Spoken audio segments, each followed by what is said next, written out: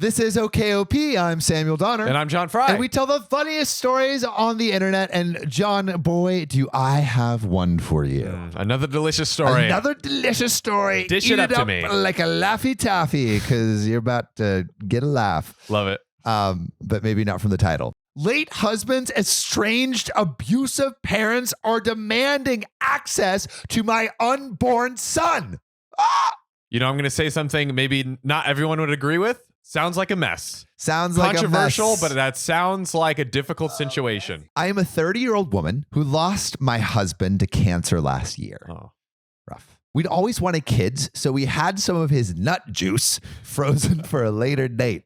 Also, like, frozen nut juice reminds me of like you're freezing a human for further use. Like 3,000 years in the future, you're gonna come out of this ice tray, and some alien's gonna be like, "Now we can repopulate the earth." Like Walt Disney Frozen Head kind of vibes. Is Walt Disney's head actually frozen? That's what they say. You know what I mean? I believe it. I believe it. You know, if I got a bajillion dollars, like, I'm go freezing ahead. my head. Freeze my head. Why not? Sadly.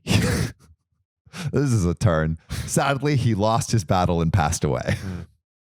I'm not laughing. He's not making the turn, ladies and gentlemen, but it is sad. I'm laughing because the turn was so bad. It is crazy. From Walt Disney's head to cancer sadness. Death. I'm now in a place where I feel capable mentally of taking care of a child myself, and it was a success. I am expecting a little boy from my husband's frozen nut juice. Hey-o. My husband's parents somehow got wind of this and are constantly demanding that they be allowed in my son's life, as he will be the last part of their son. Okay.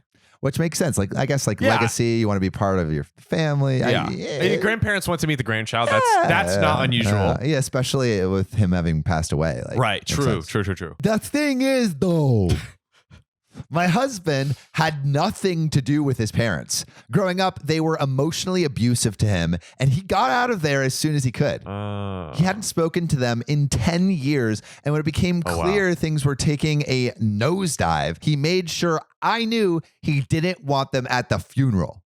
Parents freaking removed from the funeral. Wow, yeah, that not a good relationship. That alone says it all. Don't put my parents in my funeral. Like, that kind of describes their relationship in a nutshell. Which is like rough because you know, when you're when you're on your deathbed, I feel like you like, it has to be when pretty you would bad. reach out. Yeah, it has to be pretty bad for you to not want to make amends at all. You know, Yikes. So I do not think he'd want them in our son's life at all either. So I'm trying to respect his wishes, but family and friends are telling me I should give them a chance. That perhaps they have changed and how this could be a second chance for them. Perhaps it's cruel, but I don't want my son to be a guinea pig to trial run if they're better. So is it an asshole move not to give them the chance to prove themselves and deny them contact with my son? I get the guinea pig trial thing. Like, you don't want them their first try at being good humans to end up with them and eventually being bad humans and just screwing up your son. She's really in between a rock and a hard place here, because, like, on one look, people can change, right? It is possible. And we don't know the exact situations that went down with OP's deceased husband, but, like, it had to be terrible for him to, you know, not bring him to the funeral and everything. So, like, I don't know.